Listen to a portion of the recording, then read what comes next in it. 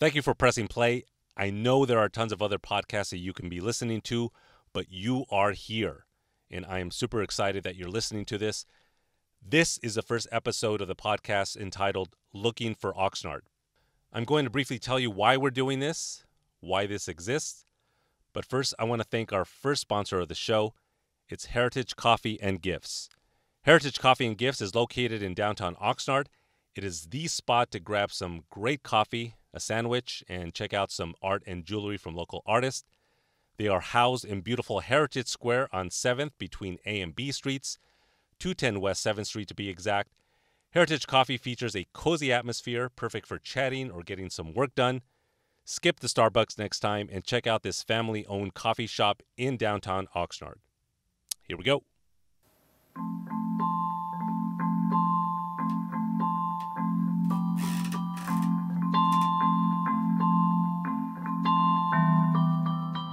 That's our theme song. We have a real theme song, and it's all thanks to an amazing Oxnard musician by the name of Oscar Ariano. I've known Oscar for years. He's super talented. Hope to have him on a future episode of the show. So let's get this started. Welcome to Looking for Oxnard. My name is Luis Güereca. A little bit about myself. My family moved here when I was 10. I grew up in Culver City on the west side of LA. Fast forward to today, I've been active in this city in so many ways. I've worked with lots of wonderful organizations and have helped with organizing some cool events, lots of cultural arts related events. I've also worked in local government with the city of Oxnard for more than half of my life. I was laid off from my job along with about 30 others back in July of 2019. The reason was budget cuts, so we were told.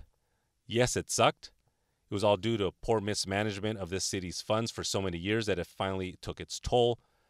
Can't sit around being all angry and bitter. It happened. Nobody liked it. We learned from it. We move on. So why this podcast? Well, I'm an artist and a writer. I went to film school. I hang out with some of the coolest people in this city. Oxnard has an incredible amount of talented individuals, musicians, writers, filmmakers, poets, you name it. I'm very lucky to know quite a few of them. When I worked for the city, I was part of the public information team. Our job was to inform the public on what's happening in the community. There were 6 of us in our department. We had a wide variety of responsibilities, but our main focus was to create. We were the writers, photographers, videographers, and graphic designers of the city. We were the voice of the city, and we were damn good at our job. We made boring government news fun and cool. And so this podcast was an idea that I had pitched to our managers at the city, but it never happened. Don't want to bore you with the details of why it didn't happen. But let's just say government isn't the place where art grows organically. We'll get into that more in future episodes, I'm sure. I'm a true believer of the importance of storytelling, of archiving our stories, and Oxnard, like any other place out there, has its own stories to tell. What we plan to do with this podcast is to present these stories to you by inviting the people to tell them in their own words. I put the microphone in front of them, and we'll have an open and honest conversation. It's that simple. There are many other reasons why this podcast is important. Let me just say that a few days ago, we lost Oxnard's first elected Latino mayor, Mr. Manuel Lopez. He was 92 years. He definitely lived a long and amazing life. I had the opportunity to not only know him, but also to work with him. He was very welcoming when I first started working for the city. He always made time to come into my office and chat. He was a huge baseball fan, big fan of the LA Dodgers. I love baseball. I love the Dodgers. So we always talked about that. Manuel was a man with many stories, and I learned a lot about the city from our conversations. In Oxnard, every place, every building has its own story, and it pains me to hear when these places get shut down, ignored, or bulldozed, because they all represent the efforts and the stories of the people that created them for this community. There's an architect by the name of Liz Ogbu. She's an urbanist, social innovator. You can check her out online. She also has a TED Talk, and if you have an opportunity to watch it, I highly recommend it. Liz Ogbu explains the importance and connection of people and places. I won't try to explain it myself because I just wouldn't do it justice, but look it up. It will definitely open your mind. Look, if you want to know about this city's history, there are many places that you can go to, but one place you definitely got to check out is the Oxnard Historic Farm Park. The Oxnard Historic Farm Park is Ventura County's historic landmark number 165. They're also one of our other sponsors. The farm park's motto is learning from the past to help save the future, collecting from the past in order to share today. Antique tractors, century-old bean threshers, great word, vintage implements, crops, and vineyards from the past. It's a 150-year-old farmhouse and winery, a site to learn from and a site for sharing and celebration. Available for site rentals, too. They're located at 1251 Gottfried Place in Oxnard. You can call them at 805-988-8810. It's open Tuesdays and Saturday mornings with a weekly Saturday food truck coming soon. Follow them on Facebook and website under Oxnard Historic Farm Park, and they are always looking for more volunteers. Great guy, too, by the way, Jeff Mulhart. He runs a farm park. I want to thank Jeff for supporting this show. By the way, Heritage Coffee and Gifts are also on social media. Just want to make sure that I say that. We'll list all of this info in our description so that you don't have to write it down. Okay, when I first started putting this podcast together, I knew right away that I wanted to talk to people that are doing amazing work here in the city. People that are making this community better for everybody. At the top of my list is today's guest. Her name is Pat Brown. If you live or work here in Oxnard, then you probably know Pat. If you don't know who Pat Brown is, then you're definitely in for something really, really good. When I worked for the city, and I can't tell you how many times this happened in closed-door meetings, top managers would refer to Pat, and others like Pat, as just another gadfly, someone that should be devalued in their feedback. Pat does so many things, but what she's known for more than anything else is her time at the public podium during the city council meeting. Public speakers get 3 minutes to say what they need to say. Anybody can go up there. It's a public meeting, public podium. And when it's Pat's turn to speak, she always uses her 3 minutes like nobody else can. Yes, she can be direct, critical, and very loud. But to me, what Pat represents are the voices often ignored in government or treated as inconsequential to the needs of their own community. Over the years, I've had the pleasure of listening to Pat speak at city meetings. No matter how boring these meetings were, just knowing Pat was going to be there was exciting. We would often be in the back room cheering her on as she would unleash her 3-minute diatribe to city officials. It just wouldn't be a meeting without Pat Brown. When I finally had the chance to sit down and interview Pat for the show, I was really nervous. But she made it very easy on me. She's one of the most kind-hearted people I've ever met.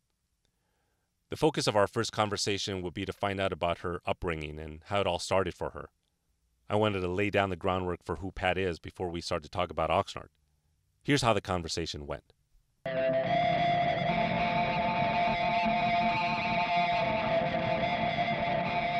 Pat, you told me that you're not even on you don't use the internet that much. You don't have email. No. Why not? No.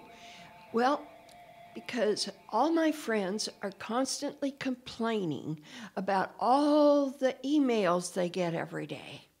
And they'll say at a meeting in the evening, they'll say, I spent half the afternoon just going through emails that I was getting, mostly deleting, but they say, I have to read them first, before they delete them or read most of it. And I got to think, well, why would I? And then they say, you need to, in another conversation, you need to get internet so I can send you this or that. And I say, well, wait a minute. You're constantly complaining about all these emails you're getting, and you want me to get email too so that you can send me emails as well as everybody else send me emails? Why would I want to do that? So how do you find out? How do you find out what's happening? Well, because I'm out there. Yeah. You go out and you talk to people the old-fashioned way, the best way. I grasp and I listen, and I go to almost every Monday night. There's a group of us who have a meeting. We call ourselves the Saviors Road Design Team. And that was because Saviors Road, at one time, a number of years ago, they were redoing this. They were doing center islands, and they were putting in trees and stuff. And so I got involved with that group back then. And the reason I got involved with that group was because I had gotten involved with, I live in a mobile home park, and so I had gotten involved with the organization of all the 20-some mobile home parks we have in Oxnard. Now there's only 20, but when I first came here, I think in 1993, I think there were more like 94, 95 of them. But So let's go back a little bit, now that we've kind of established how busy you are with the city, which you are extremely busy, and I see you all the time at every meeting. Yeah. And I don't know how you do it, but let's go back a little bit. Where did you grow up? In southwestern Idaho, straight up north, not Ohio or Indiana, where people say, "Oh, back there." No, Yeah. It's straight up north. I grew up on a farm. My parents had been married 10 years before I was born, and they were considering taking two children whose parents had just passed away. And all of a sudden, my mother found out she was pregnant. So I was the first child. But before that time, my folks raced thoroughbred racehorses all up and down the western states, as well as down into Texas and all over the place. And my father was very good at it. And he taught my mother how to ride, and so she was the training jockey. Even though she was 5'7", she was the training jockey. And so they would breed and race and train thoroughbred racehorses, and this is back in the 1930s. I was born in 1941. And by that time, they had taken most of the money and put it into farming, into not row crops like we have here, but in fruit. We started with cherries, processing cherries in the early summer. It was cherries, and it was apricots, and the great big apricots that looked like peaches. And so I grew up doing that on my parents' farm until I was in high school. And then all the high school kids, it was a farming community, so they were all doing the same thing. So we all got jobs at particular farms, and we were all working together in the same orchards at the same time and whatnot. So we had a lot more fun that way. And so definitely a farm life. What did you do? Since we had daylight until close to 10 o'clock at night in the summer up there, because it's way up north. So since that, we would come home and work for our father for free at night. We'd eat our dinner, and then we'd go back out and work until it got dark. And aside from the things that you were doing on the farm, what was it like for you just hanging out with your friends? What did you do aside from the things that you were supposed to do? While I was growing up, all of my friends, their fathers had farms just like my father's, and I also had two kids that were raised on a farm in the same community that were my cousins. And there was a boy, and he was the same age as I. And his mother and my mother were pregnant at the same time. And we were both the first kids of their families. So I grew up, he was almost like a brother, but he was actually a cousin. And his younger sister was just a few years younger than I. So, and it was just down the highway. Our farm was right on the main highway, which was really the first big farm in the whole neighborhood. And people would come from towns out there to get the fruit all summer long. And so my father learned how to paint great big signs. So he painted great big huge sign and set it out right next to the highway and whatnot. So all the people coming to shop at all the different farms would come to ours first. And so my mother taught my sister, that was a year and a half younger than I, she taught us how to make change. And so when we were 7 and 8.5, we were selling fruit off the packing house porch and making change and everything while she was off doing other things. So there was almost like no time for you to even relax and rest. You were constantly working on all this. Well, we'd relax. We'd take the horses. We had Western riding horses also. We'd take those and we'd go up in the mountains on a camping trip, usually for one weekend out of the summer that we could work out when there was no fruit that had to be processed, because we had the conveyor belts and the whole 9 yards, and we shipped them all over the United States in the railroad cars. Who taught you how to ride a horse? I learned how to ride before I could walk, because as soon as I was born, I was in the saddle with my mother. Yeah, from the time we were little kids, we were riding horses. My mother had three younger sisters, and they were around college age. And when I was little, they would play the piano and sing, and they taught me how to sing while they were playing the piano. And that's one of the reasons I think I wanted to learn how to play the piano, because they were doing it all the time, you know. So anyway, we had a lot of fun, and they taught me all kinds of songs. And one of them had been in the Navy. She was one of the Waves, and the Waves had these funny songs, and they had a little songbook. And so one of them taught the other two how to sing these funny songs, and they would sing them to me. And one of them was about the sinking of the Titanic, and they made fun out of it. This song made fun out of it. And this song was in this book that the Waves used. What is the Waves? You had mentioned the Waves. Is the women's group. What was the women's group in the Navy? Okay, so that's what that was the name of the group. And they were Navy nurses and all kinds of things. Okay, so they would go around, and this is what they did. They went.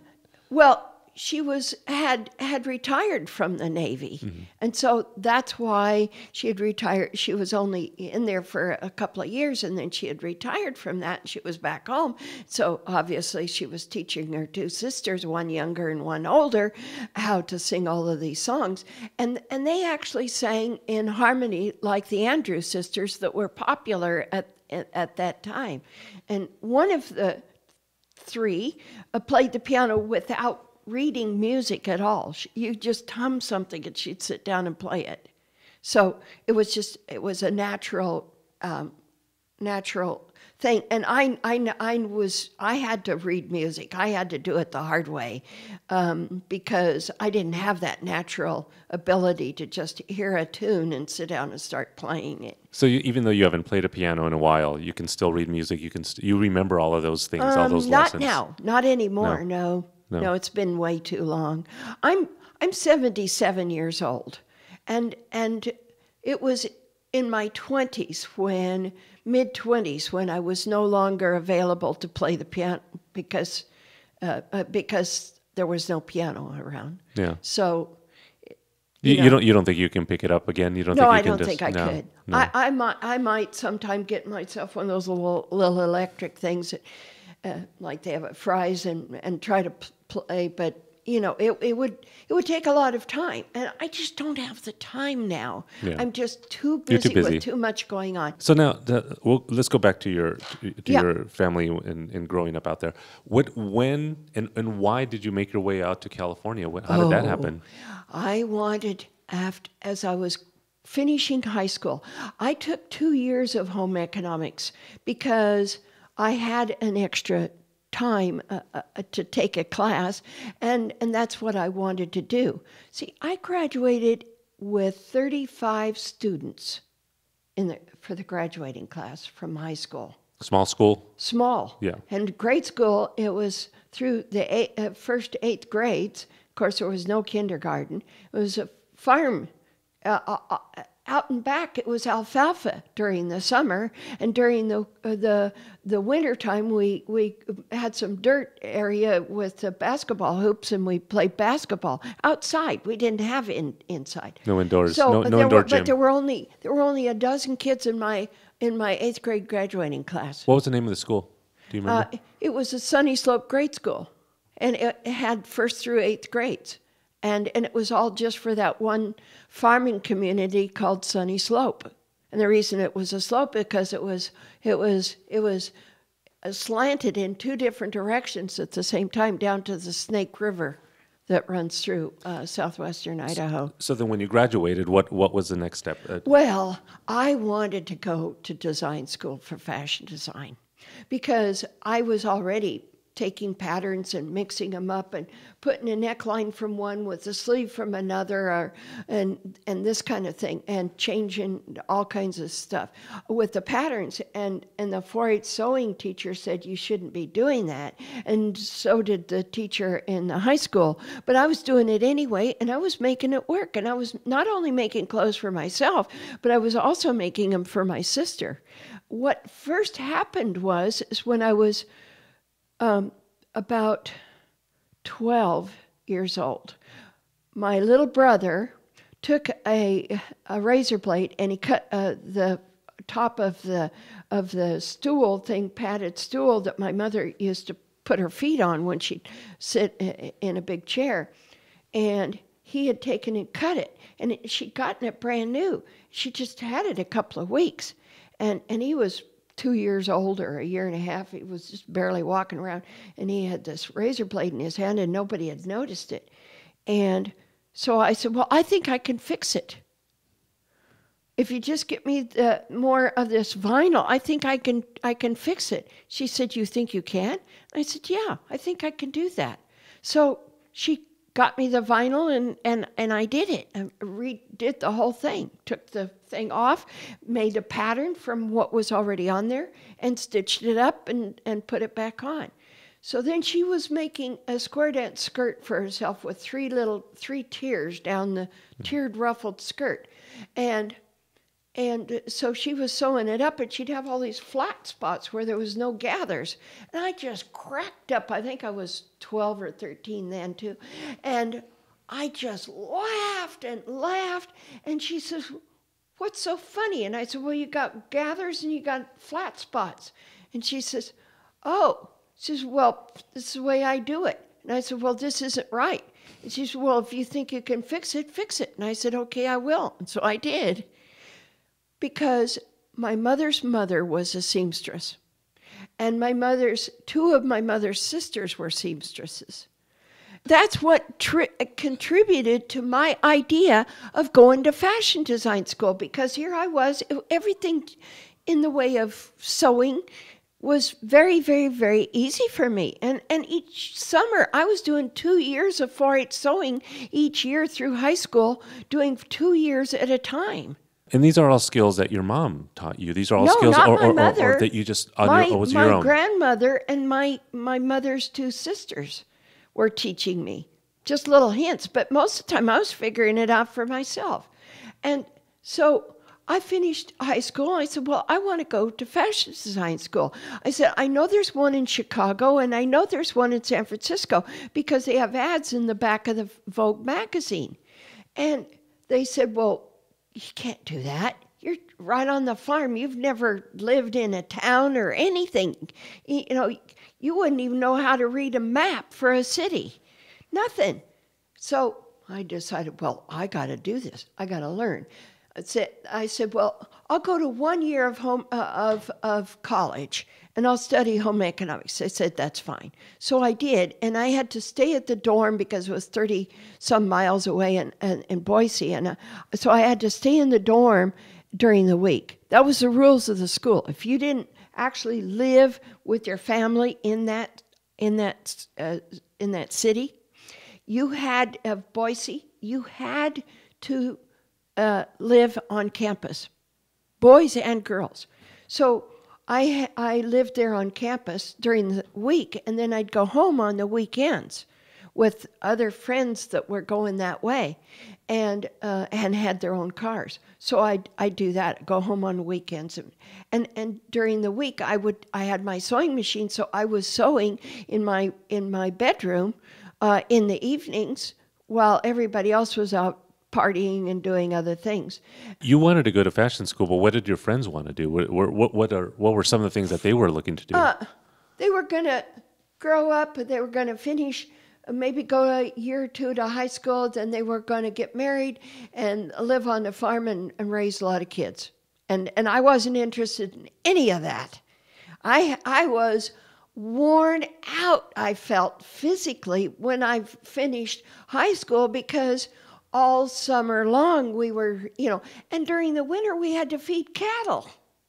So we'd have to go out in the snow and everything with heavy gloves on and whatnot. And we'd have to get the hay out and everything, and we'd have to feed the cattle before we'd come in the house and clean up and get ready to go to high school in the morning. Did you feel like you were the only one that wanted to go out and do that kind of work for a living, or did you feel like... I knew I didn't want to go out and do that kind of work. I knew I didn't. I dated the same guy through high school that I met on horseback in the rodeo. And so he went to a different school in the town. So we dated for 3 years. And during the summertime, we'd have dance parties out on our big, huge front lawn. And so we'd have the stereo record players were really a big deal then. Stereo was the hot stuff. So anyway, we'd have all of our friends come, and we'd dance on the front lawn. And during the summer, in the evenings, on the weekends, usually on Saturday nights. So this boyfriend said, he said, we're going to have to get married and build a house on the South 40. I got to think, oh my God, no way am I going to be stuck on the farm for my whole life. Oh, this is torture. It's too much work. It's hard work. No way am I going to do this. I didn't say a word to him. And so then... But that's what I'm asking. If you wanted to go out to fashion school, you wanted to go out maybe Chicago, those places, did your family discourage you because they wanted you to stay on the farm? Yes. And was that happening with a lot of your friends as well? Were their families? No, they didn't want to go anywhere. They were too afraid to go anywhere. Nobody wanted to go out to the big city.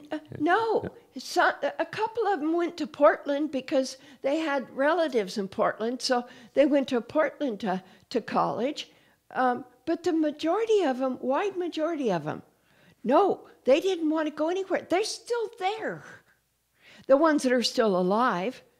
But, they're in walkers and all kinds of stuff. And they're just getting old. They're getting old and fat, and they talk about their great-grandchildren.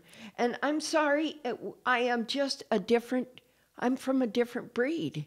Why do you think you were like that? Why do you think that you were one of the only ones that felt that way? I never even stopped to think about it. I thought they were... I just thought they were weird. It just wasn't in my.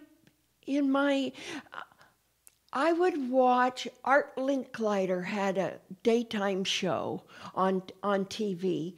Once I was in high school, we had TV by that time. And I would watch him have Edith Head come on his program, and she'd talk about fashion and about what stuff she was doing for the movies, the fancy gowns and all this kind of stuff. And I found that very interesting. And I thought, even if I don't become a designer, just getting involved in it, that's all I care about. So I ended up going to, after that first year of college, I told my folks, I've done all the sewing, I've done the tailoring, all of that. We made coats, suits, everything. There's nothing more for me. If I stay in college, I'm just going to learn the cooking stuff, which I already know anyway. So what's the point? So I said, I'm going to San Francisco, either San Francisco or Chicago. Which would you prefer? Because I knew where there were schools in both places because they had ads in the back of the Vogue magazine back then of all these design schools. So you would always read Vogue and oh yes, be inspired by all I was into that, and everybody thought I was really weird because that's just nobody else read Vogue in your. They didn't care. They didn't care. It's no interest at all. So anyway, even though they'd sew, they'd make children's clothes or something, So here I was. So I decided I'm going to San Francisco, either that or Chicago. They said San Francisco's a little bit closer than Chicago. So, okay, you can go to San Francisco. So I went there. Wow, what a different life. When was this? When did you arrive in San Francisco? It was in the fall of 1961.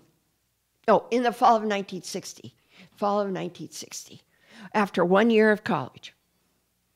Well, first I had to get a map of the city and figure out where I was. I knew the address as to where the school was I was going to, which was going to be at the corner of Powell and O'Farrell, just a couple of blocks from Union Square, right in the middle of downtown. San Francisco doesn't get any more downtown than that. What school was that? Do you remember? It was called Louis Salinger School of Fashion Design. This one old lady, and she taught this thing. She taught this. And she had you could do a 2-year program or 1 year. And so I did 1 year. So I did that. And there was an acting group down on Market Street.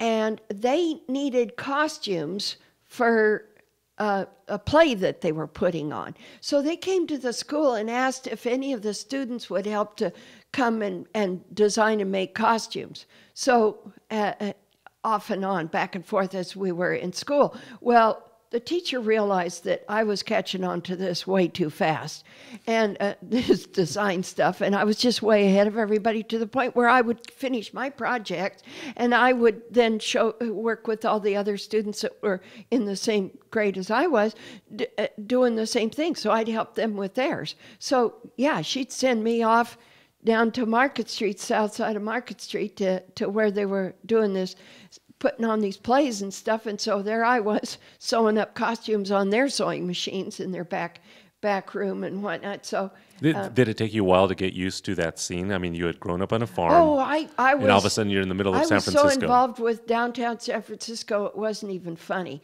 And I didn't have a car. I'd use their public transportation, which was great, and did a lot of walking. Because maybe I wanted to get there and there wasn't a bus at the time, or the cable car or whatever, and I'd have to wait, and I was in too big of a hurry, so I did a lot of walking.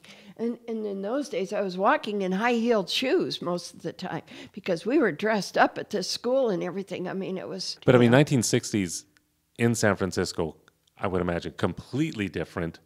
Culture shock probably when you first got there. I was like on a different planet. But you liked it. You were okay with it. Oh, I loved the whole idea. I mean, I just thought, this is where I need to be. I'm finally way so I can be where I want to be. I can do what I want. And what did your family say about that when you finally went there? Were they... Well, they were scared to death. My mother, he didn't call people on the phone so much because a long-distance phone call was, $1 a minute or something like that. So we were writing letters back and forth all the time.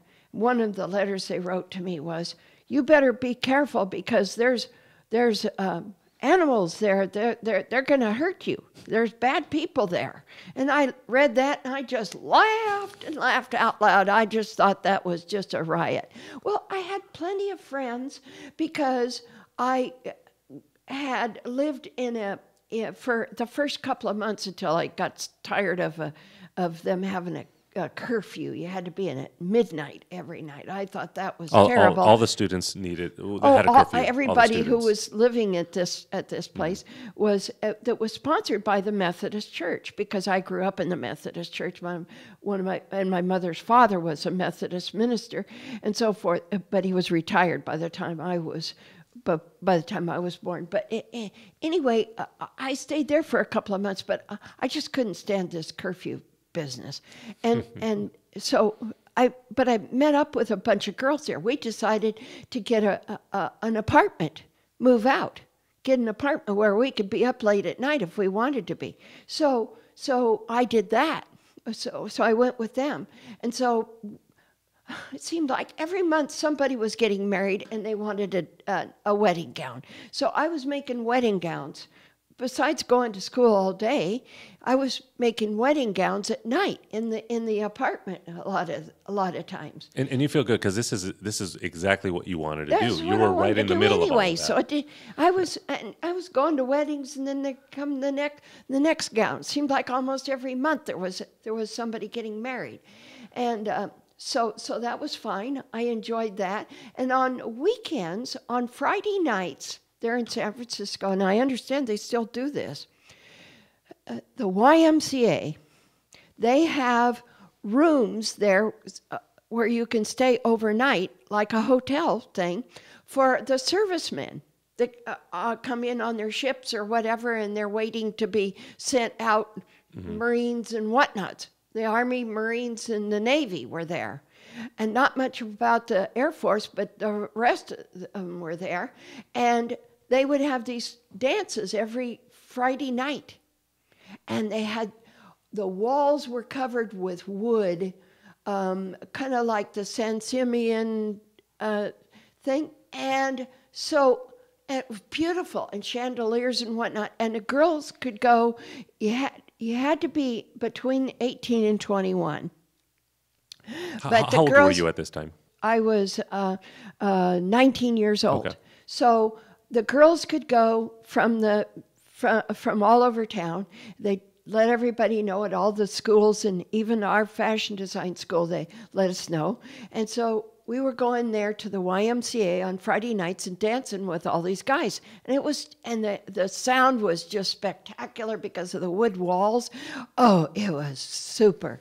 And they'd serve us dessert and everything, have an intermission. What kind of music? What kind of music was being played? Well, the twist was coming in, and a whole bunch of other rock and roll was that was the thing that was going on. Oh, it was big. And so, and they had all the latest records and everything, and it was just wild. It was just wild. We do that on Friday nights. But then all of us girls then would say, okay, Friday night, but we're going to be busy on Saturday night. So Saturday night was when we'd pick one of these guys that we had been dancing with, and that's the guy that we would go out on a date with that night, and we'd have him taking us to the movies and the big, huge movie theaters there in downtown San Francisco, or we'd take them out to some fancy restaurant and make them pay and stuff like that. So you didn't have to pay for any of this. But we had more guys than we knew what to do with. The problem was when the ships would come in at the holiday weekends, because when the ships would come in, I'd end up with a whole apartment full of all these guys off of all these different ships, and they didn't know each other, but they'd meet and chit-chat. And I'd be out in the kitchen fixing some dessert and drinks, and then they'd eat all the dessert and the drinks, and then they'd all hightail it. So they would only stay for a little while, and then they would move on. Yeah, but we had a new crop coming in all the time, so we never worried. And we'd give guys the wrong phone number, 2 or 3 digits off on the phone number so they couldn't reach us, or a 1 digit off on the street, our number of the apartment building where we lived. So if we didn't want them, that was it. We'd give them the wrong information, so we didn't have to worry about running into them again. So I was wild. I was a wild kid. And then I met my husband on a blind date. Where did you meet him? How did that happen? One of my roommates, girls, she had lived in this town up in Yuba City, north of near Marysville. It's 50 miles north of Sacramento. Okay. One of my roommates came back from being home over the weekend, and she said, from up in Yuba City, she said, I'm going to have you take out of one guys that is a friend of my sister, older sister, and her husband. And the 2 guys would go fishing together, so they became friends. So anyway, she said, this guy's going to come to San Francisco for the weekend, and he doesn't do anything other than his engineering work. He's working on 3 Titan missile bases up north of Sacramento and Yuba City. And she said, he's just going to come for the weekend. He's got plenty of money. He's got this 57 Chevy turquoise and white. I mean, that was the hit car of the time. She said, you make him take you to all of the expensive places that you can't afford to go. And so I made him take me to a fancy restaurant for dinner and hors d'oeuvres and you name it. And there was no way I could eat all the food. And then I made him take me to the ice follies. And then I made him take me to all different other kind. He decided to come back the next weekend. So he came back the next weekend and took him a bunch of other places. Of course, he was having to pay for a hotel room for himself, too. So this was getting to be a bit much. And so after the third weekend of entertaining this guy, and taking him all over. I mean, he got the tour of San Francisco like you would not believe. You would take him all the places that you like. Everywhere, up to Coit's Tower and all over the place, everywhere. So anyway, after the third weekend, he said, I just can't afford to keep doing this. He said, this is just getting too expensive. And I didn't say a word about, well, I'm making you take me to all the places I can't afford to go. You let it go. I just smiled. Well, was this the first time that you were set up with somebody like this, or? Yes, it was the first time I was set up for something like this. He was 9 years older than I, so my roommate said, "Don't worry about him. He's harmless. He's too old for you anyway, so don't worry about it." And meantime, did you write back home about any of this, or were you just... A little here and there. Yeah. But my folks would write me back letters. Be careful of all the wolves in San Francisco. Yeah. But you wouldn't go into detail about it. Didn't go in any detail. So after that third weekend, he says, I realize you're engaged to another guy, which I was, that I had met in San Francisco, that I had only seen for like 3 weeks before he left, and he gave me a diamond ring. So I wore it, but I had no intentions of staying at home on Friday nights instead of going out dancing. There was just no way. I was not going to be left at home while everybody else was out having a good time, So we were writing letters back and forth, and he was in Okinawa. And I was beginning to forget about him because I was just meeting new guys, every week. So, I mean, it was just crazy. So you were meeting new guys because people were introducing you, or because of wherever you went, you would meet someone? The guy that I have the date with would bring in some other guy for one of my roommates and so forth. So it was snowballing. It was easy to meet people. It was easy to meet people. So, but anyway, he says, I realize I can't keep up with this. And he says, I would really like to marry you. And he just like says, that. Yeah, he just said that. And I said, oh, geez, I don't know. And so he said, we're going to go have dinner and off to a movie or whatnot for the evening. He says, when we get back to your apartment, he says, I want you to have an answer. So when we got back, I says, well, I've made my decision. And he said, so what's going to happen? And I said, well, I've got my clothes for my sister's, she's in the rodeo queen contest. And I've got her fancy outfits, Western outfits. I've got them all made. But I have to take them up there. Back home to the rodeo, and she's going to be in the queen contest, so I really want to be there for that. He said, so how long you could be gone? I said, for a week. And I said, now when I get back from there, I said, I will call you, and you will come down to San Francisco and pick me up with all my clothes and stuff, and we will go up to Yuba City. He said, so we're going to get married. And I said, yes. And I said, okay, in 2 weeks I'll be up in Idaho. Then I'll come back to San Francisco. Then we'll wait for another week after I get back from San Francisco, and then we'll get married. And my folks will drive down to Yuba City for the wedding. And he says, okay. And I said, he said, well, where are your parents going to stay? And I said, well, they'll stay with my mother's sister and her husband who happen to live in Yuba City. So I said, but I didn't want them to know that I, was going to do this until I'm going to do it. So wait, you were making all these plans, but you haven't even told your family yet, or right. have you?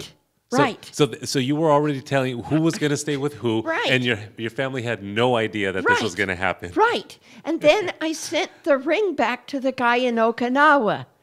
And he ended up writing back to me and saying, I gave it to one of my buddies because he was going to have to buy a diamond ring for his bride, so he didn't have to do that anymore. So that was that. So now you went ahead, you gave him an answer. Yeah. But when did you tell your family about this? When you I went to go just visit? told them that I changed my mind and I was going to marry this other guy.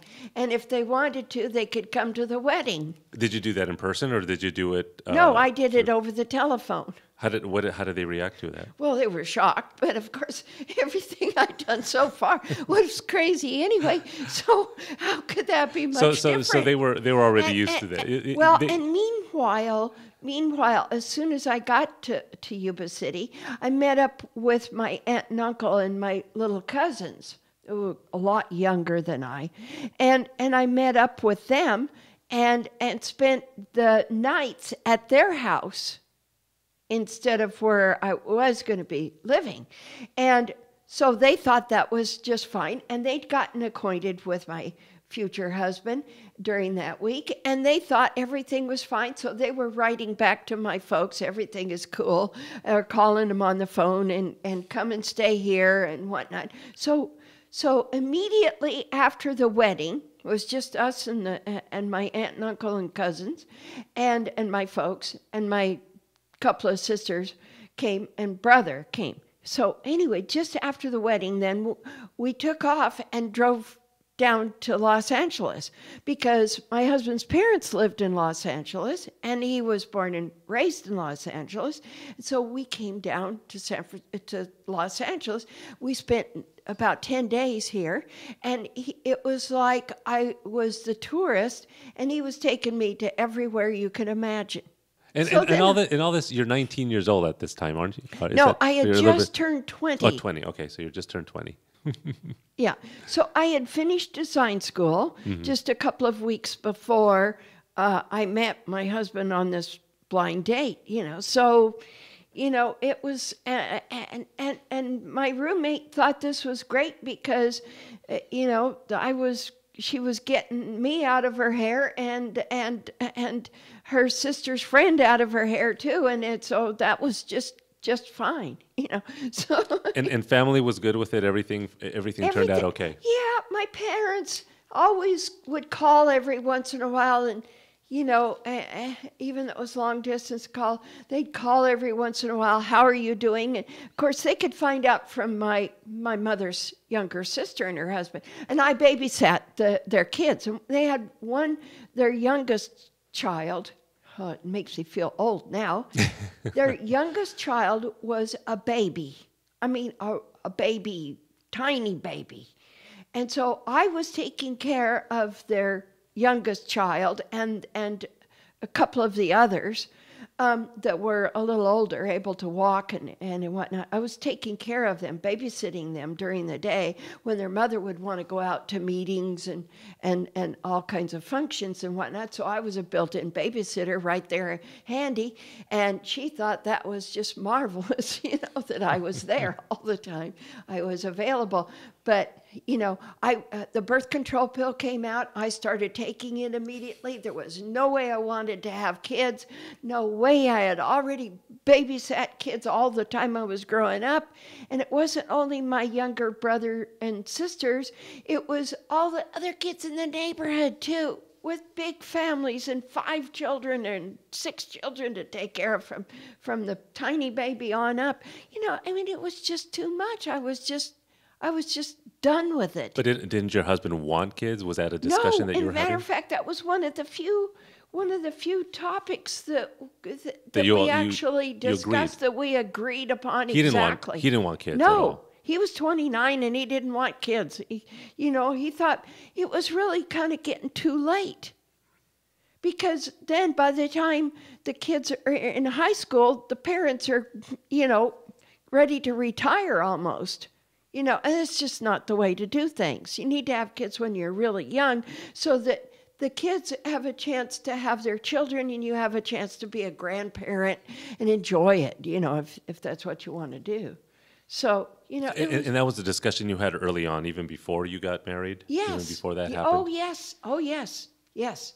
And he thought it was weird that I was babysitting my cousins. But this littlest one name was Baby Bobby. And I still refer to him as Baby Bobby.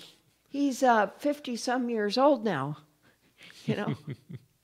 So then you get married. Did you stay in San Francisco, or did you move anywhere else? I moved up to Yuba City. So then you moved. So what happened to design school? What happened with all of that? There in Yuba City, I started doing custom stuff for people. Okay, so it never went away. You continued. It never went away. And my aunt would give me all kinds of business from all of her friends who wanted stuff, Then when we left there and came to Los Angeles, we lived in an apartment building, and the women found out that I could do all of this. And so they were having me make clothes for them. I made a wedding gown for a daughter-in-law, a future daughter-in-law of one of the ladies who lived there, that kind of stuff. So yeah, it just snowballed. Well, I did that for a number of years. Then I got to thinking, you know what? Maybe I would be better at something else. You moved to Los Angeles in around what year? That would have been in 1962. Okay, so not long after. Not long after you were. No, I was doing this for all the people in the apartment building, and I realized there was something that was missing. I mean, I just felt that I might be more in tune with something else. What were you thinking? I didn't know. So I went to UCLA, had a career testing program, and it was very involved. They were so intense. They wanted you to come back and do them maybe once a week because they were very, very intense. And these were tests for you to figure out. What they did was they tested you in several different ways: your personality, your background, and things that you like. But this was to help you to decide what I wanted to do with the rest of my life, what kind of work I would like to be in. So I went through this whole battery of tests. They said, you got to be right back where you were, except you need to go to school here in Los Angeles for 2 years to learn more about, instead of the custom design work, learn more about it on the manufacturing end. So I went to LA Trade Tech for 2 years, which I had to wait a whole semester to get into because they were so full. Were you okay with that recommendation that they were making? Yes. I was on the honor roll the whole 2 years, and I was not only doing my own projects, but I was also helping out the others as well. So I finished those 2 years, and they had me already ready to place me at several different clothing manufacturers downtown LA. And they were just so excited about how they were going to, I was going to take one of those that they had selected. And I didn't want to work downtown. It was the smog. So I took my own way, and I found a clothing manufacturing company in Westlake Village. So I called them up, and I said, I would like to come and talk to you maybe about coming to work there. And so she said, well, I'm not looking for anybody. She says, come on out and we'll have a talk. So we did. I did. And before I left, she says, okay, we're going to have you come in and you're going to start next Monday. Just like that? Just like that. She says, I don't know what you're going to be doing, because she said, I already got 2 pattern makers. But she said, we'll figure it out. She felt a good vibe from you, from just meeting you. She got really good vibes. Yeah. And she wasn't expecting it at all. I worked there for 2 years until she had cancer of the tongue, and she didn't know. She thought it was a little white cold sore on her tongue, like people get when you eat too much acid or drink too much acid stuff. She got this cold sore, and she thought that's what it was. Well, it ended up being cancerous, and they had to slice her tongue up the length of her tongue, and so half of her tongue was removed, so she couldn't hardly talk. Oh. So what ended up happening was I ended up correcting all the patterns that the designers were making, because they were trained in New York City and they didn't know how to match up the seams. They couldn't match up seams. There was somebody have to whack off all the time.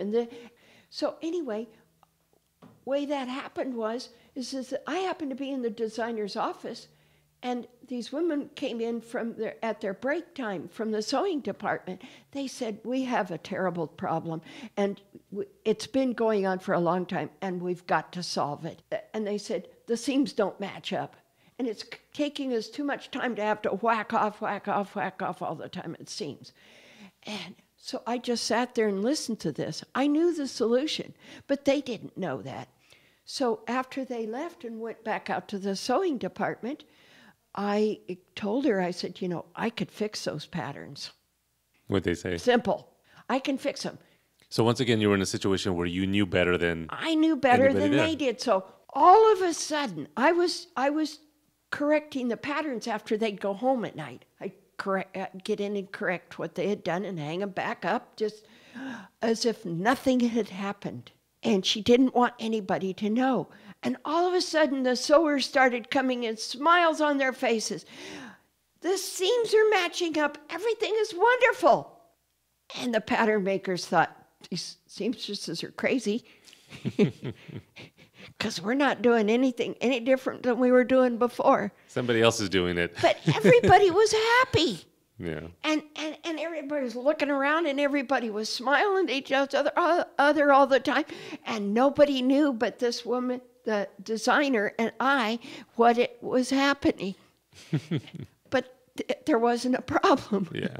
So I loved that. And then when she died, the company had to fall apart, had to go apart. But what she was doing was during that 6 or 8 months that she had this cancer on her tongue that she couldn't come in, I was getting messages when I'd come in to work every morning. She'd come in at night.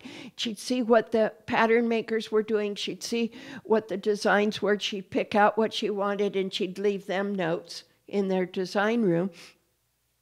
And then the manufacturing, she'd leave notes for them as to what she wanted them to do, and she'd leave notes for me. And basically, I became the liaison between the design department and manufacturing. And I was ordering all kinds of trim and fabrics and all that kind of stuff for her because she couldn't talk anymore. So she'd leave me notes as to what to order and everything. And I was following all the manufacturing all the way through. I was making the thing all happen. Anyway, that's what was happening when she passed away. So we had to fold. And I saw this ad for somebody to do sheepskin seat covers, patterns. Well, I could do that. I've never seen a sheepskin seat cover, but if it's a cover that goes over a car seat, I could figure that one out. But I answered the ad, and they called me in, and they had a seat on a table, and they said, can you make a pattern for that? So I made a pattern. And I did that for about 5 years through the popularity of the sheepskin seat covers. Mm-hmm. And I was going out to the dealerships and measuring the seats of the cars in the dealerships. This was everything from Rolls-Royce, and the Testarossa was a popular car back then, and all kinds of very, very nice cars, as well as down to the VW Bug. I mean, everything. This is all late 60s. In the late. And I was doing this because this was hot. And they wanted sheepskin seat covers, and we were manufacturing them in 14 different colors. And I was all over Beverly Hills and Brentwood and Los Angeles and San Fernando Valley, everywhere. Then I found an ad for a pattern maker to design camera bags. That's a cinch. Never made a pattern for a camera bag in my life, but I just knew that I knew how to do it. I could figure it out. This was in the same area. This is in the same city, or this was in Thousand Oaks, Newberry Park area for a while, but then they were in Chatsworth most of the time. So little by little, you're getting closer to Oxnard Yes, as this goes along. Yeah, eventually, see, in 1981, we formed the Aviation Museum. And almost none of us knew each other. Only a few people knew each other. But we formed this, and very soon after that, started to see after we got our first airplane out to Camarillo, and we realized, wait a minute, so much cooler in the summer than it is in Van Nuys. Oh my God, this is paradise. So we come out every weekend out here to Camarillo, and we thought, what in the heck are we doing living in an oven? It's an oven in the summer. So that was your introduction to Ventura County when you started coming out here? Yes. Yeah. We decided after about 10 years, we're not going to stick this out any longer. We're suffering too much. Your husband felt the same way. So we moved out here. Yeah. This paradise. People don't realize it. So you came out and moved to the city of Camarillo? No, or we you moved here to Oxnard. Okay. I have this grandfather clock. It's very old. And it's way over 8 feet tall. I had to find someplace that had a high ceiling to move to because I had a high ceiling in Woodland Hills, and I needed another high ceiling. We found this mobile home park had 8-foot ceiling in this mobile home that was for sale, and way bigger than we needed, 3-bedroom, 2-bath, and so that's what we decided to do because it had the peak ceiling way up there. So are you still in the same house? Or I'm still in the same place. Since we moved out here. Yeah, in 1993. Wow. Yeah. And that was your introduction to this city. That was my introduction to this city. Yeah. Yeah, we had, over the years, we had driven out here to go to the air show at Point Magoo Naval Air Station, and we had driven right down Oxnard Boulevard a couple of times, couple of shows. We decided this probably is not the place for us. But when we found this mobile home, we thought, well, if we don't like it, we can sell it, move somewhere else. But we liked it. We loved the weather out here, and the weather was really, really the thing that made us want to stay. So, Pat, thank you for just sharing that journey from where you were born to, bringing you to Oxnard and everything that happened in between.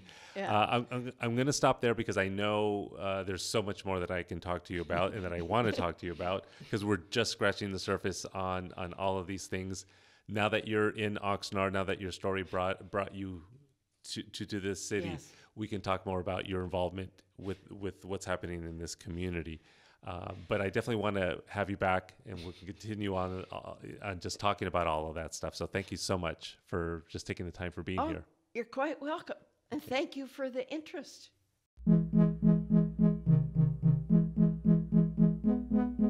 Love Pat Brown. I was extremely honored to have Pat on the show, and we'll continue that discussion with her in future episodes. I want to thank everyone who helped out to make this podcast possible. There are many people involved in so many different ways. One example is Marlene Guido for shooting photos of me to promote the podcast. She is crazy talented, and I want to thank her for taking the time to help us out. And thanks to the staff at the Oxnard Performing Arts Center for providing the space for us to set up our makeshift studio, and for continuing to be supportive of local artists. Follow us on Instagram, Facebook, and Twitter at Looking for Oxnard. Thank you all for listening. Now get out of here and go do some good stuff, and we'll talk to each other soon.